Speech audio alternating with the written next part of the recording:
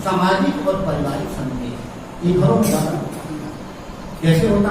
पता नहीं मेरा पति मेरे प्रति क्या सोचता होगा, पता नहीं मेरी पत्नी मेरे प्रति क्या सोचती होगी, पता नहीं मेरा भाई मुझे क्या कैसा होगा। ये संदेह क्यों पैदा होंगे? प्रेम की कमी, प्रेम की कमी और विश्वास की कमी के कारण घर परिवार में संदेह होता। जिन घरों में प्रेम हो, जिनमें एक दूसरे में विश्वास हो, कभी संदेह नहीं होता। इसलिए घरों में संदेह होता और संदेह को भी समाधान कर लेना, परंतु संदेह को दूसरे से समाधान करने का क्या हुआ कि एक पुरुष था और वो नौकरी करता था, ऑफिस में काम करता था और बड़ा सत्संगी था, ग्रंथ पढ़ता, पुस्तक पढ़ता, घर का काम धाम कर देता, ज्यादा हंसता नहीं, ज्यादा बोलता नहीं, शांत रहता, कुछ आध्यात्मिक चिंतन वाला व्यक्ति था। और महिला बेढंगू थी, पति पर संदेह कर बैठी, पता नहीं ये बोलता नहीं, बताता नहीं, मजबूर जैसे रहता, ना हंसता ना कभी कुछ करता, तो कभी कहती चुपचाप मनभूस जैसे बैठे रहते हो, कुछ बोलते बताते नहीं हो, पुस्तक ही पढ़ते रहते हो। और यदि जो है पुस्तक ही पढ़ रहे, इसी से शादी क्यों नहीं करनी? उसने कहा देवी पहले तू मिली, ये नहीं मिली, ये मिली तो तेरी भी सही है। कहा जाता कि वह संदेह और बन गया और अंत में उस संदेह को पड़ोसियों के पास जाकर के कही बहन मेरा जो पति है वो बोलता नहीं, बताता नहीं, और जो है पता नहीं क्या बात है। महिलाओं ने कहा ओ बड़ा बराबर है, क्या हम ऑफिस में महिलाएं कर्मचारी है, हो सकता किसी को पत्नी बना के रख लिया तो तेरे से बातचीत नहीं करता और ज्यादा कहर चढ़ गया, हो गया। और उसी दिन ओवर टाइम काम करना पड़ा ऑफिस में। 4 बजे के बाद 4 बजे न आकर के 5 बजे छुट्टी हुई, रात हो गई, शाम को आया और महिला ने जैसी देखी गए थे, अभी तक कहाँ गए थे? थोड़ा ऑफिस में देर हो गई। क्या देर कुछ नहीं हुई हो, किसी को अपनी पत्नी बना के रखा तो मुझे यहाँ रखने की क्या जरूरत है? मुझे क्यों बैठा के रखी? तब तो वो बड़ा दुखी हुआ। जब दुखी हुआ तो आदमी को जब दुख लगता वो टका चला कहता हे भगवान हे प्रणाम, कैसे कहती नहीं, बड़ा दुखी हुआ बेचारा। तो दुर्गा का उपासक, तो उसने माथे में हाथ हे माँ ऐसे कहा, दुर्गा का नाम दिया तो महिला और पड़ी, मैंने जान लिया हरामजादी नाम हेमा है। अब वो तो बेचारा हेमा देवी का नाम लेना और हरामजादी का नाम हेमा, हेमा की याद करना। 40 वर्ष की उम्र हुई, बाल बच्चों को नहीं देखते, पूरा कहते पारिवारिक सामाजिक संदेह। घर और परिवार में एक दूसरे से संदेह क्यों होता है? प्रेम की कमी और विश्वास की। जिन घरों में आपस में प्रेम और विश्वास हो उन घरों में कभी संदेह नहीं हो। जिन घरों में प्रेम और विश्वास की कमी होती है वह घर टूटता। मैं जब कभी परिवार के बीच में बैठकर बात करता हूँ, घर में कोई परिस्थिति आए, कहना सुनना हो जाए, सबसे बड़ी बात संतोष करना। हमारे बाबू ने ऐसे चलो इनकी बुद्धि ऐसे ही, चलो सह लो, आया है समय जाएगा, परंतु आदमी सह नहीं पाता। तो नहीं सह पाते तो कोई बात नहीं, पर कम से कम 1-2 दिन तो सहना। सही बात।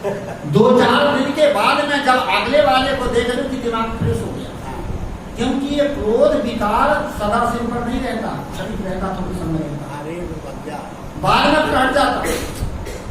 इसी प्रकार से जब उसका क्रोध उतर जाए, फिर 2-4 दिन के बाद में पूछ लो कि आपने उस प्रकार से कहा था, मुझे बड़ा दुख हुआ, तो अगला वाला बता देगा तेरी गलती थी या मेरी गलती थी, बात खत्म। पर ऐसा नहीं। इसीलिए कहा जाता है कि पारिवारिक सामाजिक व्यवहारिक सारे संदेह। सदगुरु कबीर कहते हे मानव हे हंस, तुम काटे क्यों जा रहे हो, परेशान क्यों हो, दुखी क्यों हो? संदेह की चूड़ी में काटे जाता है। विवेक नहीं है, समझदारी नहीं है, प्रेम नहीं है, इसलिए हमारे जीवन में संदेह होता है। इतना बड़ा संसार, इसको बनाने वाला कोई है? अरे कौन होगा? अरे स्वयं अपने कर्मों का बनाना मिल रहा, संसार चल रहा, कौन बना देगा? बनाने वाला कहाँ बैठा था? इसको कहते संदेह। हंसा संशय चोरी आगे बड़ा सुंदर है, गैया पीले बछड़ुए दूध। अब गाय पी रही और बछड़ा दूध जाता। अब गाय क्या चीज है?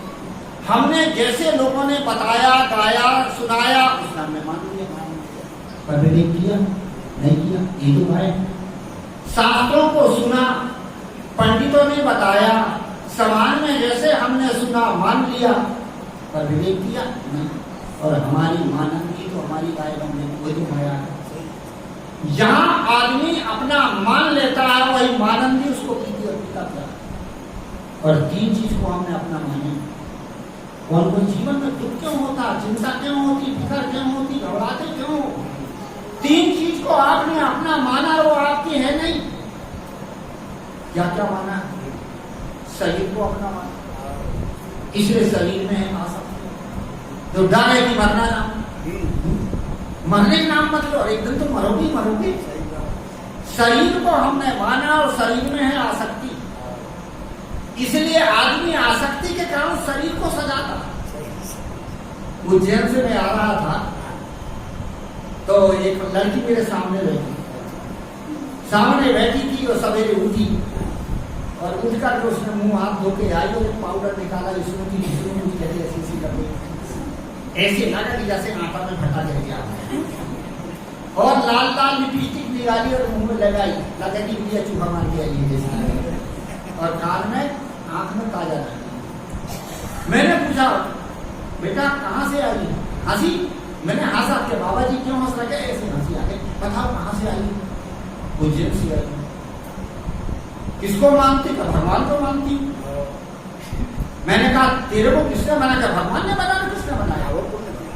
मैंने कहा ठीक, और भगवान ने बढ़िया बनाया, न ज्यादा कारी न ज्यादा गोरी, ज्यादा ऊंची न ज्यादा नीची, ज्यादा मोटी ना ज्यादा पतली। भगवान ने इतनी सुंदर बनाया, तो भगवान का बनाया अच्छा नहीं लग रहा, अपनी बना रही लगा गई। ये है आसक्ति। संत महात्मा कहते हैं कि चित्र मत बनाओ, चरित्र बनाओ। आदमी चित्र बनाता आसक्ति के कारण, वह आसक्ति जिसको पीती वही तो पीती दिखता था। जितनी सुंदरता आप बनाओगे तो दुनिया को रिझाने के लिए है, और अपने अंतःकरण की सुंदरता हो जाए, चरित्र सुंदर हो जाए, वो अपने आप को प्रसन्नता देगा, अपने जीवन को सुखी बनाएगा और हमारा उत्थान करेगा। चित्र मत बनाओ, चरित्र बनाओ। और हम मनाते हैं चित्र और चरित्र नहीं मनाते। गैया पीवे बछड़ुए तुझा, हमारी मन की आसक्ति हमारी गाय है, मन की माया ही गाय है।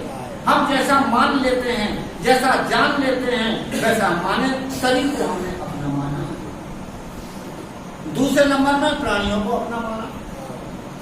प्राणी आते हैं तब तक जब तक जीवन यात्रा, तब तक आते हैं। जीवन यात्रा के बाद कोई किसी का होता नहीं। अनादि काल से कितने परिवार हो गए, कितने माता पिता हो गए, कितने सभी धारण के कुछ पता है क्या? जब आपने अपनी जिंदगी में कितने कपड़े पहन लिया और सब फट फट के खत्म हो गए, परंतु जो कपड़ा आपके सामने है उसमें ममता की इतनी तो फट जाएगा।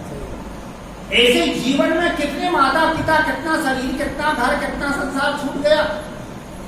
अब जो सामने वो आपका है तो ठीक है, उससे अच्छा व्यवहार करो। प्राणी मिले, प्राणियों के साथ सद्व्यवहार करो। पदार्थ मिला, पदार्थ का सदुपयोग करो।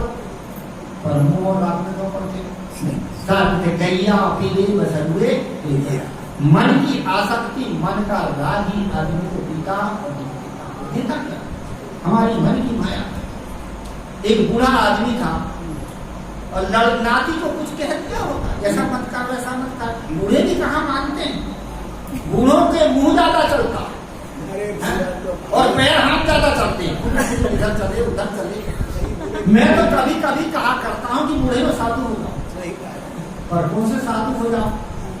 वो हमारे जैसे साधु नहीं, घर ही में रहो, पर साधु की तीन चीज पकड़ लो, कौन, नौन और मौन।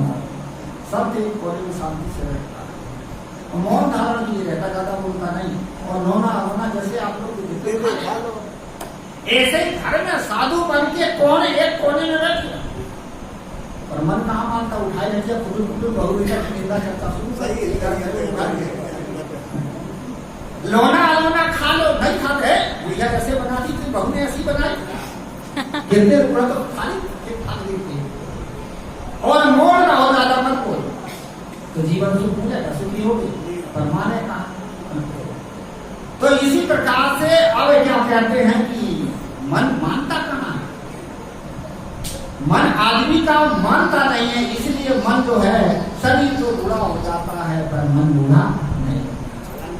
तो गैया पीले बसंगे गैया, हमारा जो मन का राग है, मन की आसक्ति है, मन का मोह है, वही तो विपरीता कौन है। हाँ, तो मैं बता रहा था कहानी, ये बूढ़ा था और बूढ़ा ने नाती को कुछ कह दिया था, नाती को कुछ कह दिया तो नाती को गुस्सा आ गई, तो 2 थप्पड़ मार के घर से बाहर। अब बूढ़ा बेचारा रोने लगा। एक महात्मा जी आए और महात्मा ने कहा बाबा क्यों रो रहे हो, देखिए गुरु महाराज, मैंने मकान बनाया, दुकान बनाया, संतान बनाया और मेरे नाती ने आज हाथ उठा दिया। महात्मा ने कहा बाबा संसार स्वार्थी है, चल भजन करो हमारे साथ चल। बूढ़ा तो बदल गया। मैं बता रहा हूँ कि माया कैसे दुख देती है, दुख पाता है तो भी मोह में पड़ता है। बूढ़ा ने कहा तू बोले घर छुड़ाने वाला, अरे हमारा नाती अपने ही तो है, 4 में 10 लाख मारो वो हमारा ही तो है। महात्मा ने कहा मन का जो मोह है मन की आसक्ति, मन का मोह, मन का राग, ये बुरे क्यों करते हैं? मंदिर समय आ गया, सब बाल बच्चे बहू बेटे के हाथ में चला गया, अब परेशान क्या होते? माना है ना मेरा घर है, मैंने कमाया, मेरी बनाई और ये खा रहे हैं, बर्बाद कर रहे हैं। और ये तो सोच आदमी की जीवन में पूरी। इसे कहा बूढ़े में साधु, एक बड़ा सुंदर सूत्र है, बच्चेपन में शिशुपन में संस्कार की जरूरत, छोटे छोटे बच्चों को संस्कार, भूत है बालक किशोर अवस्था में शिक्षा, उनको शिक्षा दो, पढ़ाओ लिखाओ, और फिर जवानी अवस्था में मेहनत और पुरुषार्थ। तो कमाया हुआ धन आपके काम आएगा, आपके भविष्य बनाएगा। फिर अधेड़ अवस्था में धर्म करो, दान करो, पुण्य करो, तो धर्म के संस्कार बनेंगे। और बुढ़ापे अवस्था में त्याग होना चाहिए। अरे सब एक दिन छूट जाएगा, तो त्याग में जीवन हो, शांत बैठे रहो, कोई गीत कहता हो सहन, मन में विकार पैदा है रोक लो, और रोका कहाँ जाता? ज्ञान नहीं, विवेक नहीं, बोध नहीं, तो चिड़चिड़ानी क्यों नहीं? ये बूढ़े क्यों चिड़चिड़ाते? कल मैंने बताया था बूढ़े की 3 चीज नहीं रहती। सबसे पहले रूप नहीं रहता, डाल गए सब तीरथ करने, मुखल बड़ा हुआ सुना, और कान के पुर्जे ढीले पड़ गए एवं वही सुने, तो रूप ही नहीं। मंदसौर में जो कथा सुना रहा था, और ये बुढ़िया आई रहे और ठीक कथा में सीधी रहती, परंतु काजल आनी थी और आंख तो बैठ गई थी, पर सब काजल पूरा लपट गया था, और दांत एक नहीं तो 5 खाती तो लुगुर लुगुर मुंह करके चला। मैंने कहा बड़ी गजब की माई। बाद में जब कथा समाप्त हो गई तो गुरु जी रोज सत्संग में आती, बहुत बड़ी आगे बैठती पर माता श्यामी हो गई हो, पान खाई हो, और ये जो है दांत नहीं है, पान खाई हो और आंख में काजल आई, शरीर बुरा हो गया, मन थोड़ी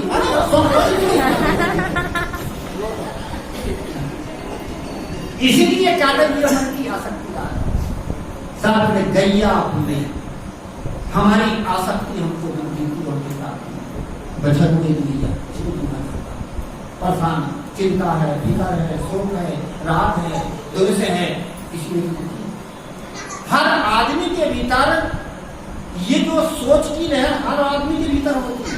घर में बैठा है, कहीं भी बैठा सोचते रहता। संत कहते हैं सोचो मत समझो। अब सोचोगे क्या? जो निकल गया वो निकल गया, जो बिगड़ गया वो बिगड़ गया, जो टूट गया वो टूट गया, फूट गया फूट गया। अब सुधार लो, सोचो ना, समझो।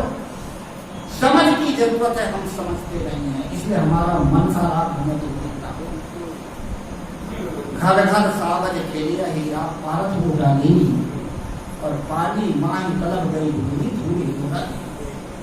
सदगुरु कबीर साहब के घर घर में सावज माने जानवर शिकार खेलता, घर में थोड़ी खेलता, वो जंगल में खेलता, और यहाँ तो घर घर में खेलता। और पारत रोटा ले, और पारत का ये पारदी बहलिया शिकारी छिपता है, वो नहीं छिपता, जानवर छिपता है। सदगुरु कवि साहब इसका बहुत सुंदर भाव आता है, घर घर सावर खेले कैसे, घर घर कहिए हर आदमी के घट में सावर क्या है मन के विकार, ये काम है, क्रोध है, रोग है, मोह है, आशा है, तृष्णा, ये तो शिकार खेल रहा, चिंता है, फिकर है, यही मन के विकारी आदमी के हृदय में है। और ये मन के विकार के कारण आदमी दुखी है। दुखी क्या, हमारे मन के विकार तो हमको दुखी थे, या मन के विकार से जो हमने गलत कर्म किए हैं उसी से हम दुखी हैं। और उस दुख को मिटाने के लिए हम किसका उल्टा लेते हैं? पारत उल्टा नहीं, पारत रूपी ये जीव काय का उल्टा लेता, देवी देवता, ये देवी ठीक कर देगी, देवता ठीक कर देगा, ये ठीक कर देगा, कोई नहीं ठीक करेगा। तुम्हारा कर्म का फल तुम्हें ही सोच भोगना पड़ेगा। कोई दुख जो है ठीक नहीं करता, पर हम देवी देवताओं का आड़ लेते हैं कि वे ठीक कर दे, ये ठीक कर दे, वे ठीक करते, कोई ठीक नहीं कर सकता। जब जीवन में दुख आता है तो हम आड़ लेते हैं, हे प्रभु बचाओ, भगवान का आड़ लेते हैं, बचा देते। और जब उन महापुरुषों के जीवन में दुख आता तो उसने किनका आड़ लिया था, किनका भजन किया था, किनका आधार लिया था? नहीं, उन्होंने सत्कर्म और सदाचार का आधार लिया। इसलिए आज भी हमें उन्हीं चीज की जरूरत है। देवी देवताओं का आधार मत लो, जैसा उनने जीवन में क्रिया किया उसका आधार लो, उन सत्कर्मों का आधार लो। राम जी कैसे थे? प्रातः काल उठ के रघुना था और माता पिता गुरु नहवाई माता, सवेरे उठते थे माता पिता गुरुजनों का और माथा नवाते थे। इसलिए उनका आधार लो, जैसे वो करते तैसे हम करें। और आज काम करते हैं, राम को तो मानते हैं पर राम की नहीं मानते। हम प्रातः काल उठ के सब घाता और माता पिता गुरु मारा ही लाता, उल्टा चल रहा। एक होशंगाबाद जिला में और एक जो है बेटे में और माँ में कुछ झगड़ा हो रहा था, सामने हम भी थे। तो वह बुढ़िया कह रही थी, अरे बेईमान 9 महीना पेट में रही और इतनी सेवा करी तेरा और तू मुझे खाने को नहीं देता, ऐसी कह रही थी वह। तो लड़का क्या कर, 9 महीना चल जाती, ले 9 महीने किराया ज्यादा क्या करे। अब ये देखिए, अब वो माता को किराया देना चाह रहा, 9 महीना का किराया दे सकता है क्या? इसीलिए कहा जाता है कि हम महापुरुषों का आदर्श नहीं मानते। एक एक माँ बाप 5-5, 6-6 संतान को पाल पोस के शादी विवाह करके बड़ा कर देते हैं और संपत्ति भी दे देते हैं, बंटवारा कर देते हैं। परंतु एक माँ बाप को 5-5, 6-6 बाल बच्चे मिलकर नहीं पालते। तो हम महापुरुषों का आदर्श ले रहे हैं, हम आदर्श नहीं ले रहे हैं, केवल आड़ ले रहे हैं। भारत कोटा नहीं, उनका आड़ ले रहा है, उनका नाम करके हम भवसागर पार हो सकते हैं। कलयुग केवल नाम आधारा और सुमर सुमर न करेंगे। कलयुग में राम का नाम मत भर लो, पार हो जाओ। तो नाम से नहीं होता, काम से होता। और नाम की भी महिमा, नाम क्या चीज है? नाम है बोध, जो महापुरुषों ने जीवन में किया उससे शिक्षा लीजिए और वही शिक्षा वही आदर्श हमारे जीवन में शुद्ध है। सामने पारथ होता पानी माई तलब गई घुगरी धूल हेतुरा दे। सदगुरु कबीर साहब आगे के पद में कहते हैं कि पानी में घुगरी तलब रही है। अब घुगरी क्या चीज है? घुगरी है गरम रात, जो जिसमें आप वो भूलते हो काला आलू शकरकंद, इससे पता चलता है समय पूरा हो गया। तो इसीलिए जो है और ये भूलते हो वो घुगरी। इसी प्रकार से घुगरी कौन ये चीज है और कहाँ तड़प रहा है, कहाँ तक अपनी पानी की वासना से दुखी है, अपने मन के विकार से दुखी है, अपनी आदत से दुखी है। ये पानी जो है क्या है? मन की कला, पानी की कला है मन। जैसा पानी नीचे की तरफ जाता है इसी प्रकार हमारा मन नीचे की तरफ गिरता है और मन के मानंदी में, मन की आसक्ति में, मन के स्वभाव में दुखी और देवी कौन करता? तेरा बैरी कोई नहीं है, तेरा बैरी है और अपन बैरी छोड़ दो तब गली गली कर धूल हिलोरा नहीं। धूल क्या है? हमारी इच्छा। हम इच्छाओं आदमी दुख तो पा रहा है परंतु फिर इच्छा बढ़ाता, और होता और होता और होता। धरती बरसे बादल भीगे भीड़ भय गौराऊ, और हंस उड़ाने ताल सुखाने चले बिना। सदगुरु कबीर साहब की धरती बरसती और बादल भीगता, जबकि बादल बरसता। ये धरती बरसती, धरती क्या है? हमारी बुद्धि है। बुद्धि से ही हम अनेक प्रकार की कल्पना चिंता फिक्र करते हैं, बुद्धि से सोच सोच के तो करते हैं। और बादल भीगे और हमारा हृदय भीगता रहता, उसी में भटक रहे हैं। भीड़ भय गौरव, बड़े बड़े ज्ञानी लोग इसमें समझदार हंस उड़ाने ताल सुखाने चले बिना। एक दिन हंस को पीछे करने जाता है और ताल भी सही से जाता। संसार की है कि चीजें रह जाती है, परंतु जो काम फंसता है चेला वासना, इच्छाएं, कामनाएं, वही कामनाएं उसे शरीर धारण करके देती। आदमी कभी ज्योनो कर दो ये पहुंचाले, त्योनो आसना कीजिए, कहे कभी जय चलत न दूसरी ना हो। अरे जब तक हाथ पैर चलता है और पग चलता है तब तक दूसरे की आशा मत करो, पुरुषार्थ भगवान की आशा मत करो, या संसार के कोई हमें ये कर देगा दूसरे की आशा मत करो, पुरुषार्थ करो। पुरुषार्थ में आदमी के जीवन में सफलता है। कहीं कभी जी चलत ना दिखे, जिस भगवान की आप आशा करते हो कभी दिखाई नहीं है। अब दासु वचन क्या लीजिए, या जिस धन संपत्ति परिवार की आप आशा करते कि हमारा साथ देगा, मरते समय कोई जाता है? चलत ना दिखे कोई जाता है?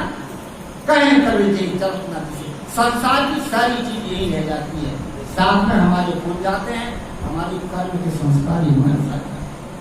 इसलिए हम जीवन रहते रहते इस सत्संग ज्ञान की चर्चा आवास में सत्कर्म करें और जीवन को, ये मानव जीवन हमें एक ऐसा राज मिला है, और इस राज को हम कहाँ बर्बाद करते हैं? संसार की आसक्ति की खास हो जाते बर्बाद करते हैं।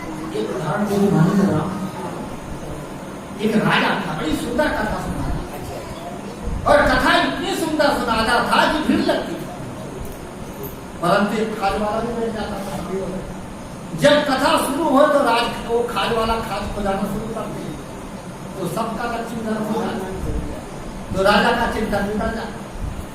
कहा जाता है कि बांसुरी या शहनाई बजाने वाले के सामने आम की खटाई रोटी मत खाओ, बनाने लगी। जब हम छोटे छोटे बच्चे थे ऐसे करते थे, जहाँ शादी की बात हो तो टीवी लेकर पहुंच जाए तो भगा देगा। इसी प्रकार से गाड़ी चलाने वाले के बगल में सोने वाला ना बैठा। ऐसे ही सत्संग के समय यदि चंचल चित्त वाला बैठेगा तो प्रवक्ता का चिंतन करो, ऐसे ही वो खाद खुजाता तो राजा का चिंतन गुजर जाता। राजा ने कहा भाई खाद वाले खाद मत खुजाना,